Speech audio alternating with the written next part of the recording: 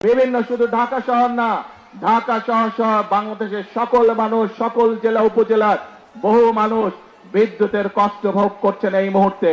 কিন্তু এই যে বিদ্যুতের সমস্যা, এই সমস্যা স্বৈরাচার, যে স্বৈরাচারকে এই দেশের মানুষ বিতাড়িত করেছে, তাদের আনপ্ল্যান অপরিকল্পিত পরিকল্পনার জন্য, অপরিকল্পিত বিভিন্ন পদক্ষেপের জন্য আজকে বিদ্যুৎ এবং জ্বালানির এই অবস্থা।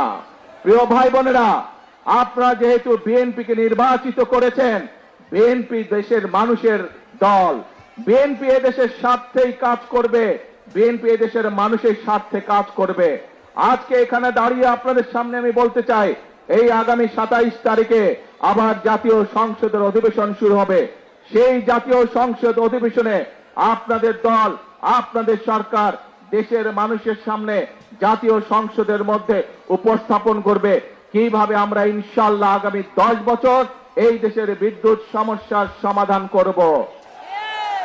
সেই পরিকল্পনা আমরা দেশের জনগণের সামনে উপস্থাপন করব পবিত্র জাতীয় সংসদে। প্রিয় ভাই বোনেরা, আজ বিদ্যুতের সমস্যা নিয়ে এই যখন সমস্যা, এই যখন সংকট, যে কোনো সংকট যদি মোকাবেলা করতে হয় ধৈর্য ধারণ করতে হবে আমাদেরকে।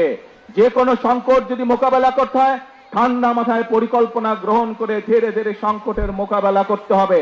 কিন্তু আমরা দেখছি এই সংকটের সুযোগ নিয়ে কিছু সংখ্যক ব্যক্তি রাস্তায়, রাজপথে বিশৃঙ্খলা তৈরির চেষ্টা করছে।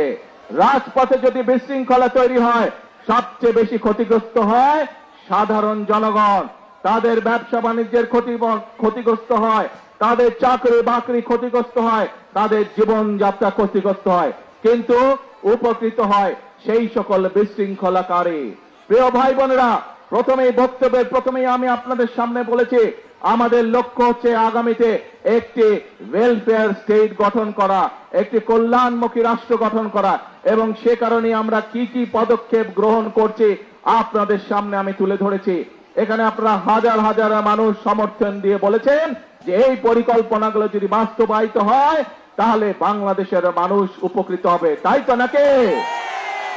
তাহলে প্রিয় ভাই বোনরা, আজকে এই বক্তব্যের শেষে এসে আপনাদেরকে বলতে চাই, আপনারা যে সমর্থন দিয়েছিলেন 12 ফেব্রুয়ারি নির্বাচনে, সেই সমর্থনের উপরে আপনারা আস্থা ধরে রাখুন। ইনশাআল্লাহ আপনাদের নির্বাচিত দল বাংলাদেশ জাতীয়তাবাদী দল ইনশাআল্লাহ জনগণের জন্য অতীতেও কাজ করেছে, বর্তমানেও কাজ করবে এবং দেশ এবং জনগণের স্বার্থের বাইরে কোনো কাজ করবে না।